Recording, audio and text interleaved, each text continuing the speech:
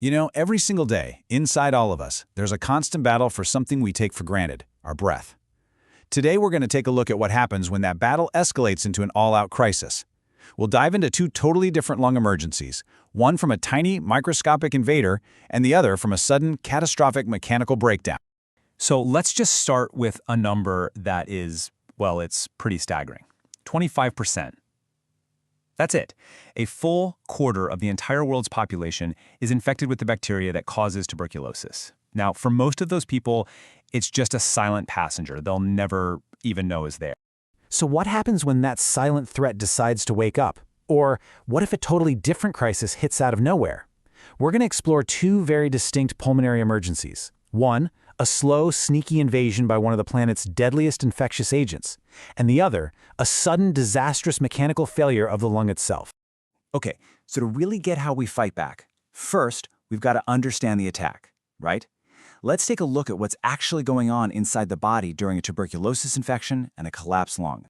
So, meet the invader, Mycobacterium tuberculosis. What makes this little guy so special is its defense system. It's got this unique, waxy cell wall. Think of it like a suit of armor made of wax. This wall makes it incredibly tough and lets it grow really slowly, which is perfect for hiding out from our immune system. It's the very reason TB has the grim title of the world's deadliest curable infectious disease. So how does the body handle this? Well, when those TB bacteria settle into the lungs, the immune system goes on red alert. It sends in its special forces, but they can't easily kill these waxy bacteria. So they do the next best thing. They build a wall around them. This wall, called a granuloma, is basically a biological prison designed to contain the infection. The bacteria get locked up, sometimes for a person's entire life. And this, right here, perfectly explains the two states of TB. On the left, you've got latent TB. The prisoners are still in their cell, that granuloma. The person isn't sick, they can't spread it to anyone. But if the body's immune system gets weaker, that prison wall can break down. The bacteria break out, they start multiplying, and you get what's on the right, active TB disease, a contagious, full-blown illness. All right, so we've seen how the body deals with this slow biological siege. But what happens when the threat isn't some foreign invader, but a sudden structural failure from the inside? Let's totally shift gears to a completely different kind of lung crisis.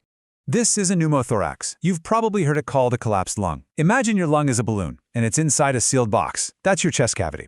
Normally it inflates and deflates perfectly. A pneumothorax is what happens when air leaks into the space between the balloon and the box. That pressure from the outside squishes the lung, making it impossible to take a breath. So who gets this? Well, sure, it can happen from an injury, but it can also just happen spontaneously, out of the blue.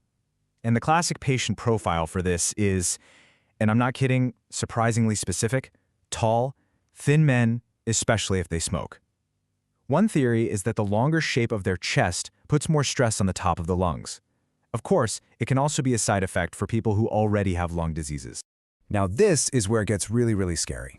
The most critical version is a tension pneumothorax. This is a terrifying one-way valve situation. With every single breath, air gets sucked into the chest cavity, but it can't get out. The pressure just builds and builds, not only crushing the lung, but literally shoving your heart and windpipe over to the other side of your chest. This is a true life-or-death medical emergency.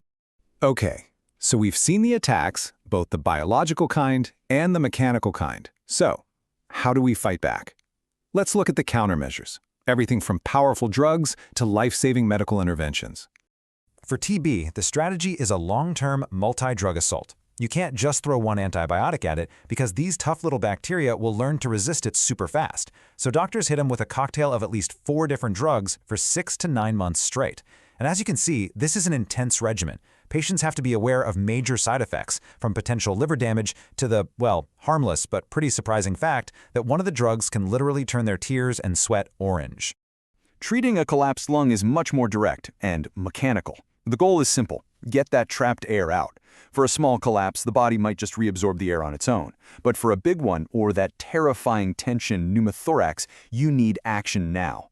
This could mean sticking a large needle in the chest to release the pressure instantly, or putting in a chest tube to drain the air over a few days. And that's where a nurse's role is absolutely key, managing that tube, controlling pain, and teaching the patient what to do next. So we have the science, we have the procedures, But how does all this knowledge actually turn into effective care for a real person? This is where we get to the critical human element, the role of the nurse.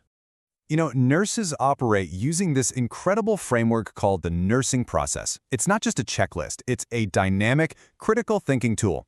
Think of it like the method a health detective uses. They assess all the clues, they analyze the risks, they plan and then implement an intervention, and then they're constantly evaluating the results to solve the patient's health problem.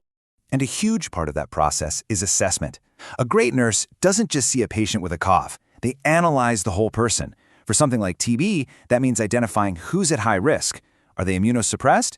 Do they live in a crowded place like a nursing home? Are they from a part of the world where TB is really common? This kind of analysis is absolutely fundamental to prevention and catching things early. Now, if you want to know the single biggest challenge in curing TB across the globe, look no further than this quote. It's not that the drugs don't work. It's that the long, tough treatment is incredibly hard for people to stick with, and every single missed dose is another chance for the bacteria to mutate and develop resistance. And this brings us to the most powerful solution we have. And it's not some new fancy drug, it's logistical and it's relational. It's called directly observed therapy, or DOT. It's exactly what it sounds like. A nurse or another healthcare worker literally watches the patient take every single dose of their medicine. This simple act is the gold standard for stopping drug resistance, and it turns a chore into a moment of connection, education, and support. So these interventions, whether it's a 6-month drug regimen or an emergency chest tube, they're all aiming for the same thing, helping the body recover and get its resilience back. But that leads us to one last, really vital question. We have the science. We understand the mechanics, we've got the drugs, and we know the interventions that work. We can cure tuberculosis, and we can reinflate a collapsed lung. So the final and most critical question has to be this. With all this incredible knowledge, why do things like poverty and where you live, these health inequities, still stop millions of people from getting the care they desperately need? That, right there, is the next and maybe the biggest battle we have to win.